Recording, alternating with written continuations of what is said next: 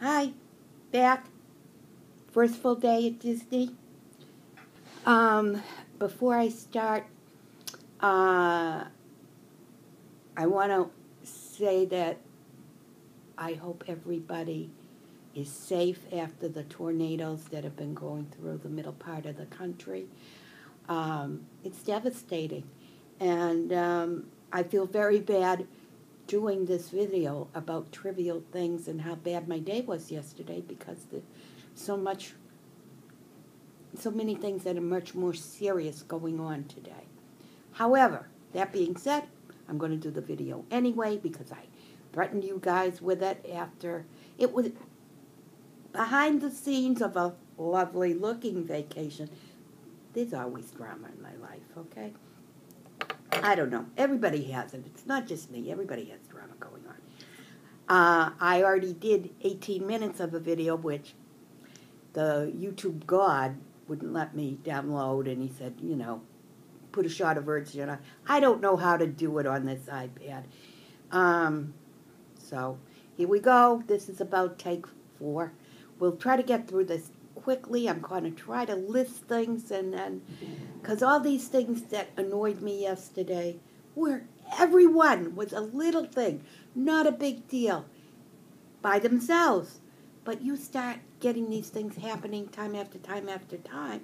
By the end of the day, I had it. I was ready to pack my bags and leave last night because it was just one thing after another. Let's start off. Beginning of the day. Can't find the cat just as we're ready to go out the door. The cat, long story short, under my bed. We got him out from under my bed. He went back in the living room, laid on the floor, looked at me as if to say, ha, ha, ha, I kept you from leaving right on time. He only delayed us a few minutes.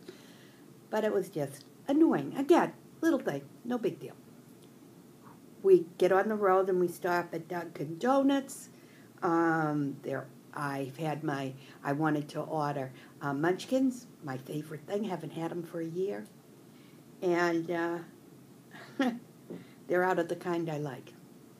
They usually always have them. But they were out of them. Again, not a big thing. In itself, nothing. Not upset, disappointed, okay? On the road, traffic in Orlando, surprise. But again, weaving in and out, not a relaxing last half hour of the ride. Get to Disney World, go to check-in. I had already pre-checked in, online, registered.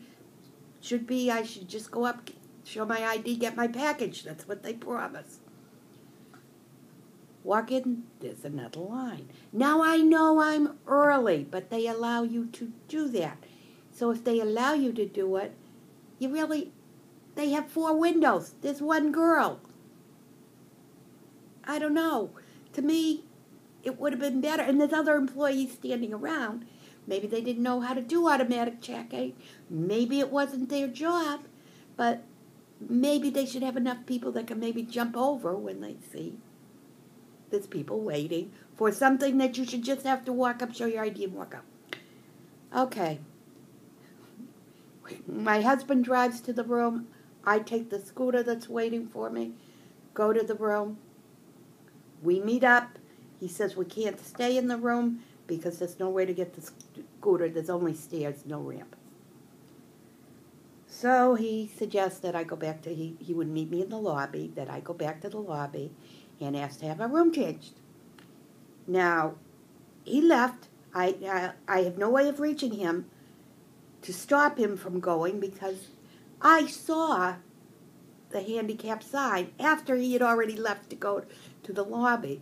So I knew there had to be a ramp. I went out, found the ramp. Went back to the lobby because now he's on his way there to meet me, who would rather just stay at the hotel or at the room. Anyway, I drive back to the lobby, wait for him to come in, and because he was smoking, and I said to him, I didn't have to do anything. I found the handicap ramp. Same process. He drives back to the lobby. I scooter back to the hotel room. He starts unloading the car, brings some stuff in. I'm putting stuff away. He said, "Can you help me get the rest?" I said, "Yeah, sure, no problem." In the meantime, I had given him the parking sticker for the car because I figured, okay, when we go take the final load out, he can just put the sticker on the dashboard, park the car. We can go back to the lobby now and pick up his scooter. Now, in the meantime, he has to be walking back and forth from the parking lot to the room, and then he's going to have to walk to the lobby. It's not that far to the lobby. Well, let's put it this way. It's almost as far to the lobby as it is to walk from the parking lot to the car, and it takes a little bit of time. And when you have two bad hips like he does, he was tired of walking back and forth. Okay. So we get back to the lobby. He picks up the scooter. We go back to the room, turn on the TV. Going to rest for a while, watch TV. No closed captioning. By this time, I don't know, I gave it till about 4 o'clock. I called the front desk, and they said, "Oh, no problem, Mrs. Bennett. We will get somebody right out, and they'll show you how to get the closed captioning." So I waited, and I waited, and I waited. Nobody's coming.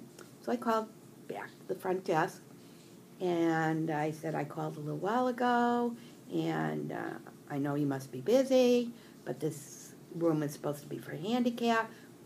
We can't get closed captioning. I'm disappointed." Okay. No problem. I'll get somebody right out. Within 10 minutes, I'll have somebody there. So I waited, and of course nobody came. I called back. I said, "We're leaving to go to supper. We have a reservation." "Oh, I understand, no problem. Somebody will be there." I said, "Make sure they leave instructions how to get the closed captioning." "No problem." We get on the scooters, go down the marina to get on the boat transfer to downtown Disney, and they've got a chain across, and there's a sign, "Boats temporarily not running, out of service." No explanation, just that. Now I know thunderstorms were in the area, but it's just spitting now. There's no thunder, there's no lightning. I don't understand. I don't understand. This is one of the reasons we stayed at this hotel, so we could take the scooters and go on the boat to downtown Disney. Drive back, take the scooters back to the room, go to the parking lot. Charlie's pushing me in the wheelchair. Luckily, we did bring it with us. Drive to downtown Disney. Parking lots, the first two are full. That's where our restaurant is, near the first two parking lots. Well, of course, there's people going in and out all the time, so we just went in anyway. And luckily, we did get a parking space right away. Everything's good. Things are looking up. Here we go. We're on our way to the restaurant. Get there half an hour before our reservation. Check in, and are given a little one of those lighty things, signal things. It got to be past reservation time, so we've been there half an hour now. I decided to go outside to try to do a video to vent because I tried inside and it was too noisy and you couldn't hear a word I was saying. So anyway, go outside, make a little video, and I was getting disturbed by everybody else talking around me and distracted. So can that idea go back into the room, go back into the restaurant. I'm noticing all these people are getting seated. And I sat there for about 3 minutes watching people going right in. And I went to a hostess and I said, "We've been here now it's been an hour, because it was a half an hour before and now it's about a half an hour after my reservation." I said, this hasn't gone off. And I said, "I've had these reservations for 3 months. I don't understand. So she texted me, get a table right away. I should have kept my mouth shut. The table was next to a family of 4. Teenage girl, probably 15, with headphones, and she was no problem.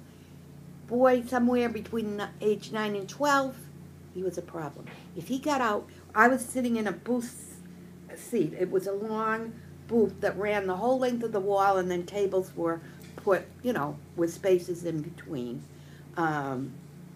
Every